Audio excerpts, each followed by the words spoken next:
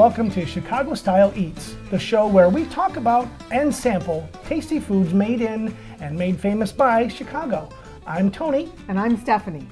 And in this episode, we explore Chicago's legacy as the candy capital of the world. Did you know that at its peak in the middle of the 20th century, Chicago's candy manufacturers turned out 40% of the sweets made in the entire United States, and that many of your favorite brands today were born and may still be made right here in Chicago.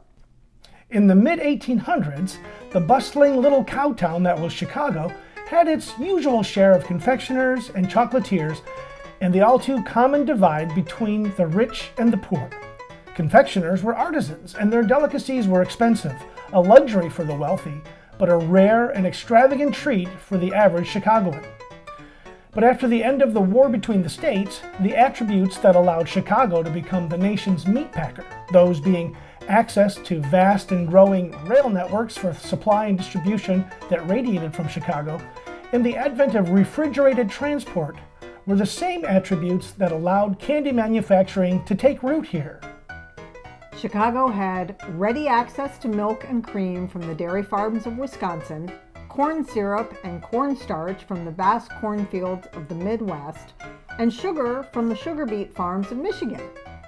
What confectioners couldn't get locally or regionally, they had to get from distributors or importers, and rail transport increasingly made getting those items more affordable, which allowed the artisans to offer their goods to more people at more affordable prices. As more people had access to what had once been a rare extravagance, the demand for sweets rose dramatically.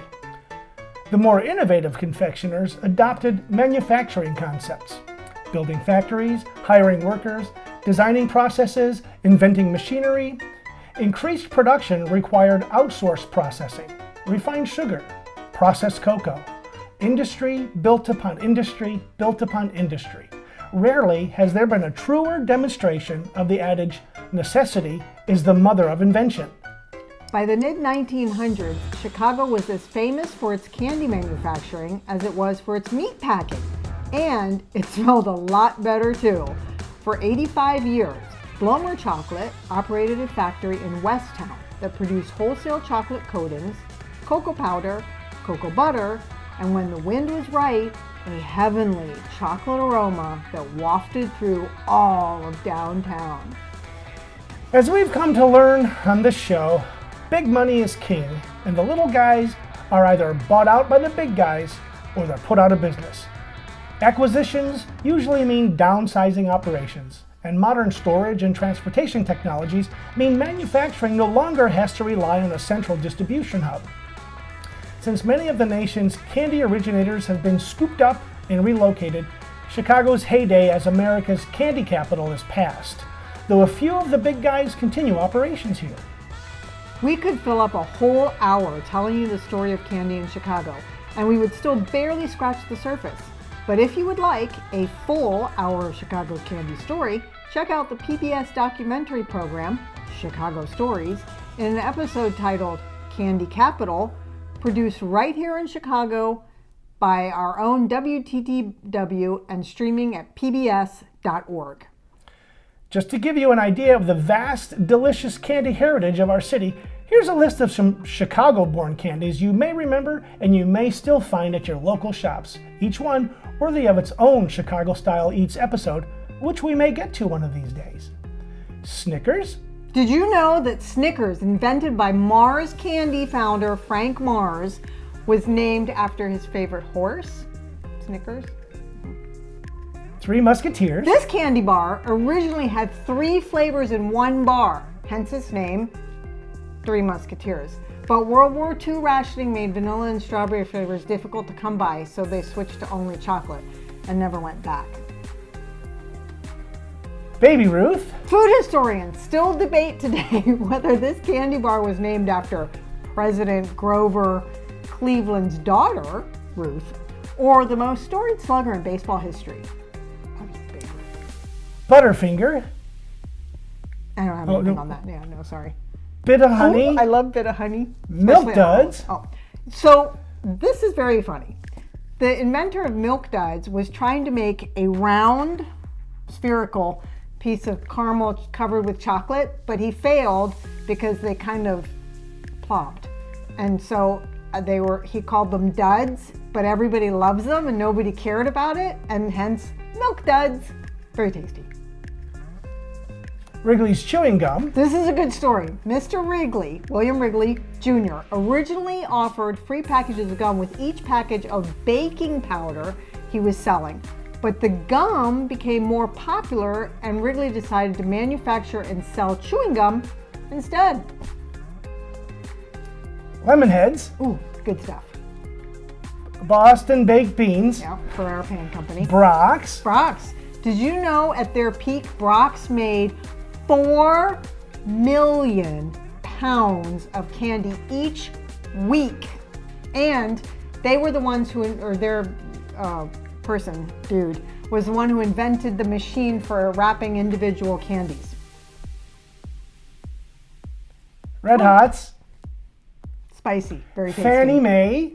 Did you know that buttercreams, the first candy Fannie Mae created in 1920, and the Pixie, which they introduced in 1946, are still in their candy lineup and among their best sellers? Whoppers malted milk balls. Good stuff. And you know what? The list goes on. Some discontinued and sorely missed Chicago original favorites. O. Henry, I honestly don't remember this, but I loved Marathon Candy Bar. Oh my God, that was so good with the little twisting. Very good.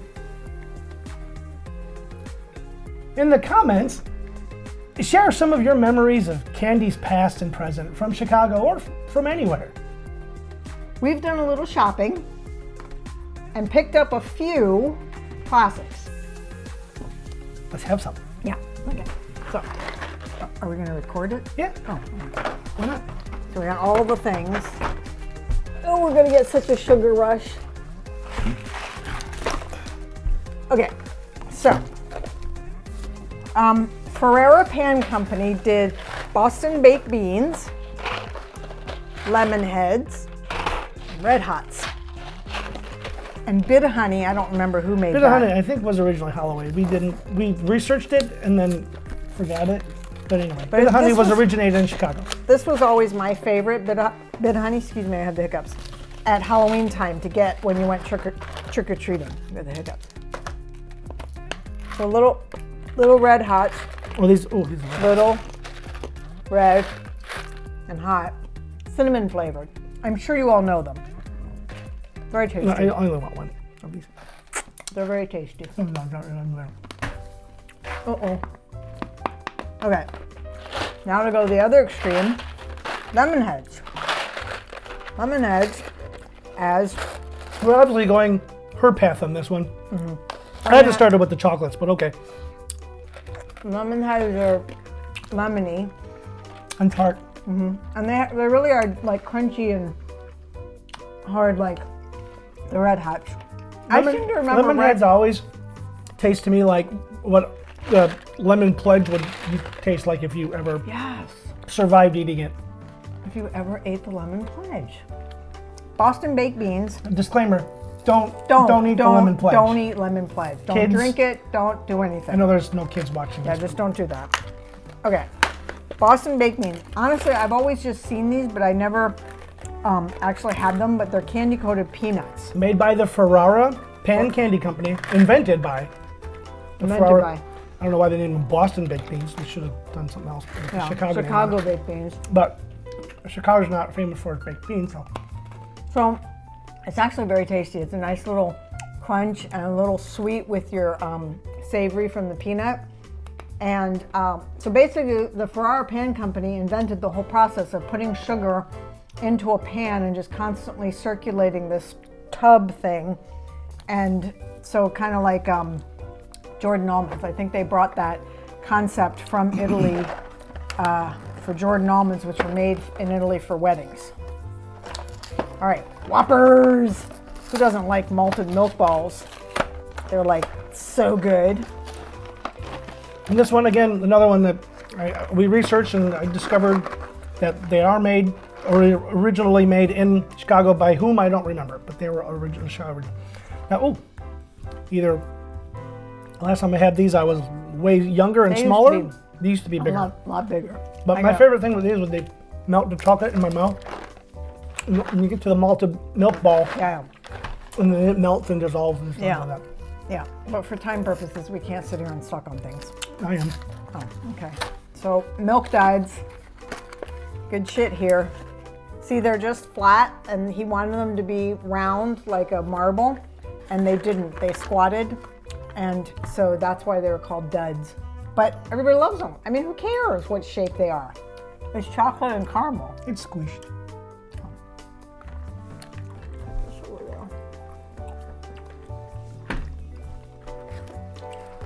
Well, basically it's gonna take a while.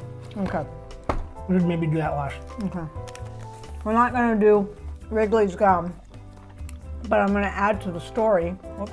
Yeah. Mr. Wrigley was actually originally selling soap, and he would put in a free package of baking soda, and the baking soda was more popular than the soap. I'm drooling from chewing on this caramel. So then he started selling the baking soda and put the chewing gum inside there, and then the chewing gum became more popular. It's just proof to show that the chewing gum tasted way better than the baking powder or the soap. So Baby Ruth and Butterfinger were by Ferrero. No, Curtis. They were made by Curtis Candy Company. Okay, who was then bought by Ferrero, not to be confused with Ferrera. But Ferrera is now owned by Ferrero. Yeah, they all kind of, That's the big guys eating up thing. the little guys. just thing, like so. Mars and Wrigley came together to become Wrigley Mars or Mars Wrigley. Mars Wrigley. Mars has an office or I think this factory yeah. here in Chicago near Oak Park, and we drove by at Halloween time, and and they had a sign out that trick-or-treaters could come on Halloween at 3 p.m. and do trick-or-treating from 3 to 6, and all we could think of was Buying costumes and going trick-or-treating. yeah, because you can imagine they probably had the full-size bars for them. I love Butterfinger. Butterfinger was always one of my I always favorites. loved Butterfinger, but It gets I gooey. hated when because it would get stuck in my teeth and was there for a day. Which can be good because you're eating Butterfinger all day then. But yeah. Until the next other Curtis, famous former Curtis, the Baby Ruth. Brock's Candy was another one that was famous started in Chicago, and you might know them for at Halloween candy corn, which I'm one of the few people who likes candy corn, and then at Valentine's Day, the Sweethearts with the little messages "Be Mine" and all that. That's Brock's Candies, and then the really good ones, the caramels that were called Caramel Royale. So it was that caramel with the inside that had like strawberry or vanilla. Yeah, that one. So those are some things you might remember from Brock's. For what we just couldn't find any Brock stuff. The We're Baby doing Ruth, Baby Ruth now. which is peanuts and chocolate and like a nougat in the middle, chocolate nougat sort of thing. And then the Three Musketeers. And that little tidbit that we mentioned about the Three Musketeers is that it was originally had 3 flavors in one candy bar. I never knew that until we researched this. And to be honest, Strawberry. I've never really cared for Three Musketeers. I like the Musketeers. Yeah, I always liked a little bit more bite to the Chocolate. candy bar, like a Snickers, and that's just like biting into a cloud. that's good. Yeah, I But I'm like. really interested. I would like to know how the strawberry, aside from tasting like strawberry and vanilla, how they taste it. You know, And then this is probably my all-time favorite candy bar, the Snickers. Well, my all-time favorite candy bar was the Bar None, but that was Hershey. But it was discontinued about 20 years ago, and about 1 week after I discovered it. So when they discontinued it. I was just really God, those sad. marathon bars. I mean, they're like this long, and they had that twisted pretzel look to them. It was chocolate-covered caramel. Oh, I used to love those when I was a kid. Which one is this? Snickers. Snickers. Yeah, we're gonna have a big candy rush. Yeah, we're gonna be jumping around for about 10-15 minutes, and then we're gonna fall asleep for an hour.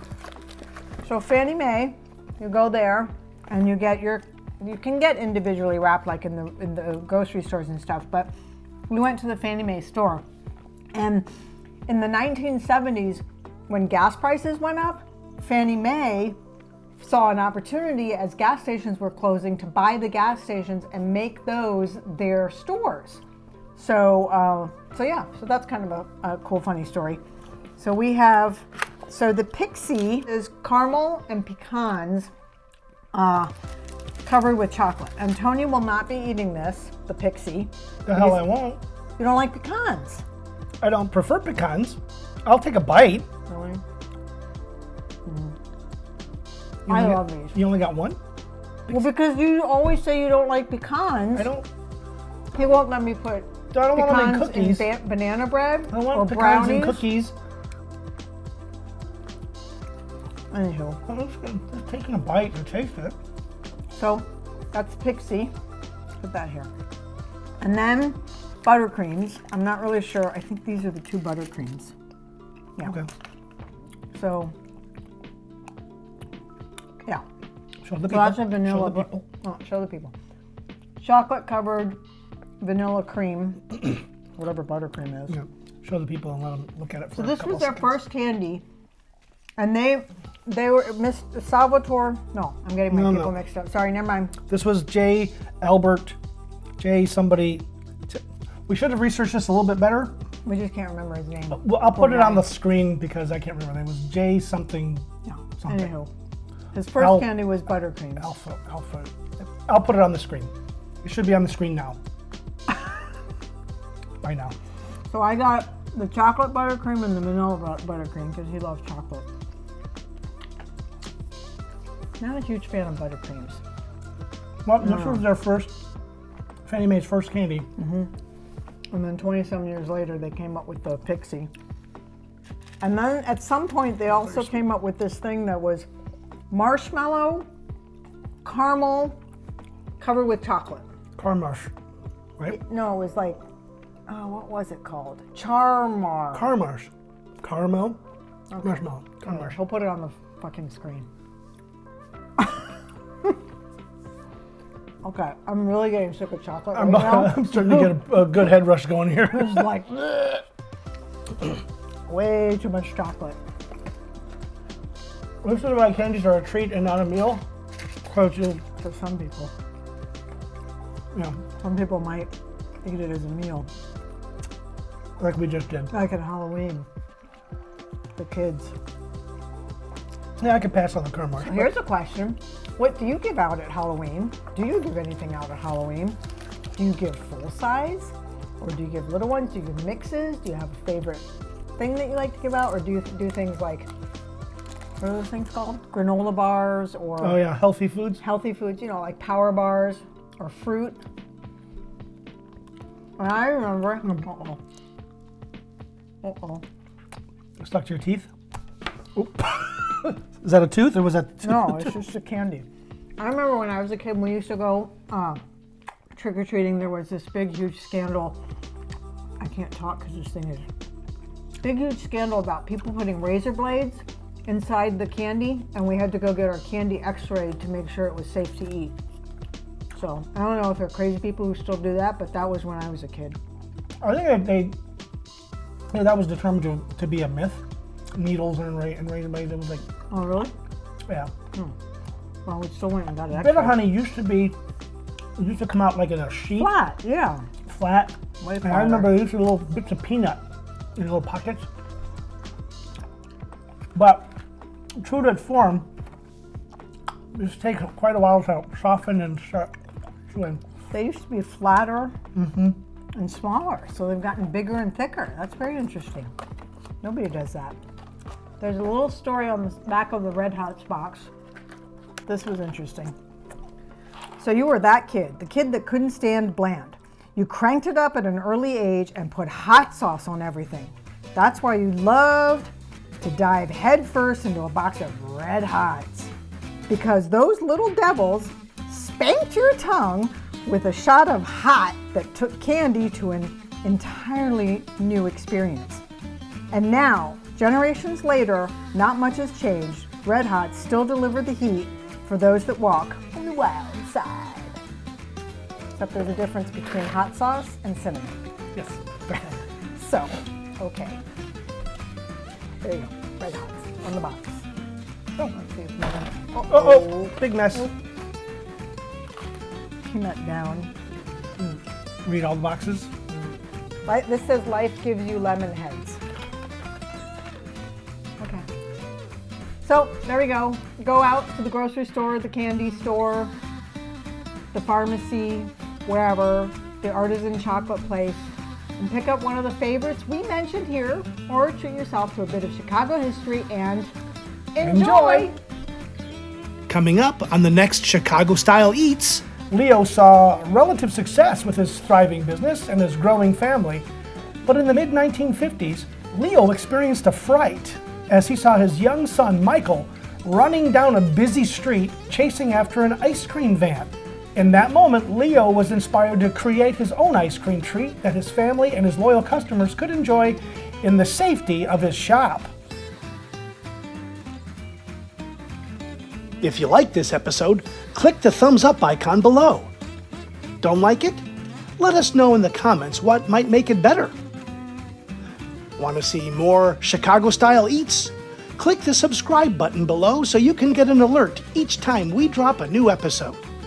Don't know what the heck we're doing? Click on the end screen or the link in the description below to see our intro video. Thanks for watching.